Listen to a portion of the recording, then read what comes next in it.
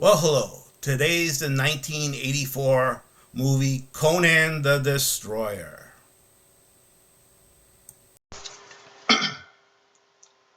Conan and his companion Malak are attacked by Queen Taramis's royal guard. Taramis has needs Conan to steal the heart of Ahriman. In exchange, she will bring Valeria back from the dead.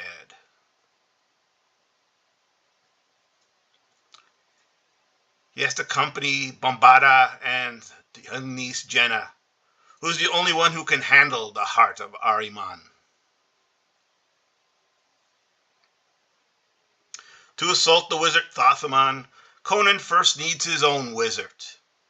He rescues Akiro from cannibals.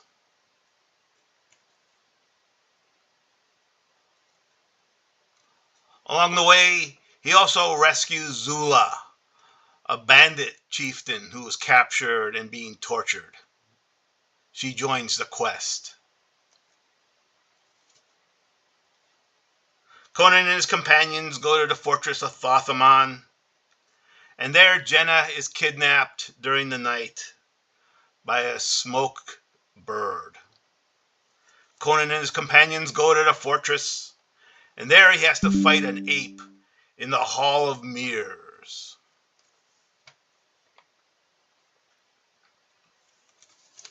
After getting the gem, they are attacked by Taramis's royal guard. Conan defeats them, and Bombata feigns ignorance as to why they attacked. They manage to reach the ancient temple and use the heart to retrieve the horn of Dagoth. They have to fight the Guardians and manage to escape.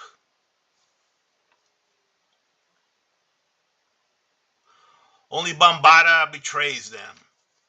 He causes the tunnel to collapse and takes Jenna back to Shadazar. Conan and his friends, though, manage to get out and go to Shadazar to stop the sacrifice of Jenna. He also battles Bombada to the death, and then has to fight the living god Dagoth, who has been resurrected and will destroy the world. So this is obviously the sequel to the first John Milius Schwarzenegger movie, Conan the Barbarian. And obviously Conan, Arnold Schwarzenegger, returned for his second appearance. And also Mako was the only other actor to also make an appearance. Although I guess they gave him a different name, but he was kind of the same character, really. And they had a different director, and this time De Laurentiis decided to make it a PG movie so it would appeal to a broader audience. So they kind of toned down the nudity and the more excessive violence. Well, there's still, people's heads getting chopped off. I guess that's PG rating enough. And this time they filmed it in Mexico. And it was a fairly decent success. On an 18 million budget, it made about like 31 million. But it also made another 30 million in rentals, because this was the 80s, when everybody was renting stuff on VHS. It was a good time to do movies. And it actually had a really great cast, I think. I love all the, Grace Jones was awesome in this. It was a crazy one. And of course, it had Mako and had Wilt Chamberlain. I guess it was like his first movie. He was like this 7 tall. He was a former basketball. And he really did a good job as the evil guy. And Tracy Walters was, kind of the comic relief. He's a character actor. You've probably seen a lot of TV and movies. And Sarah Douglas as the evil queen. She has made a really great career of being these evil villainous types. And then it was the first time for Olivia D'Abo. I guess this was her first movie. She was like a teenager.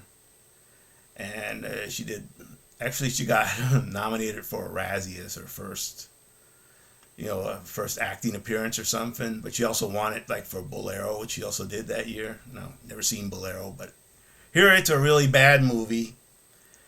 And I think this was a really fun movie. It I enjoyed it.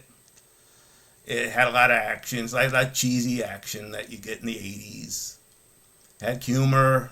It was a time when Conan's kind of drunk and stuff, and it's just a really enjoyable movie. It's one of those great ones I did.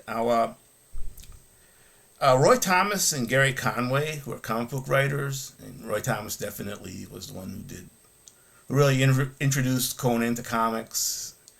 They co-wrote the original script, but it got changed, and they didn't quite like their changes, so they did manage to release the original script as a graphic novel, Conan the Horn of Azoth.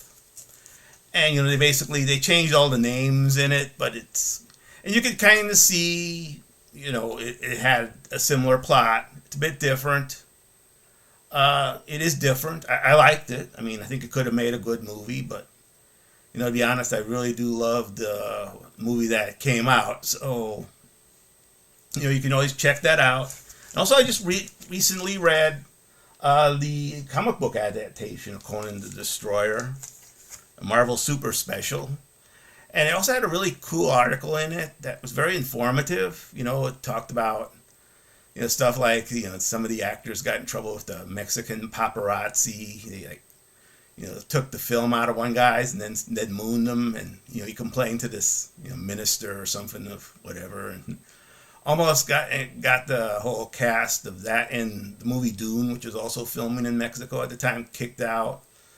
And they had to appease them, and also some interesting little tricks that you learn. Like there was this time when they were in Tothman's castle and they were breathing cold air for their exhaust. They apparently put dry ice in their mouth so they can get that effect. I thought that was interesting.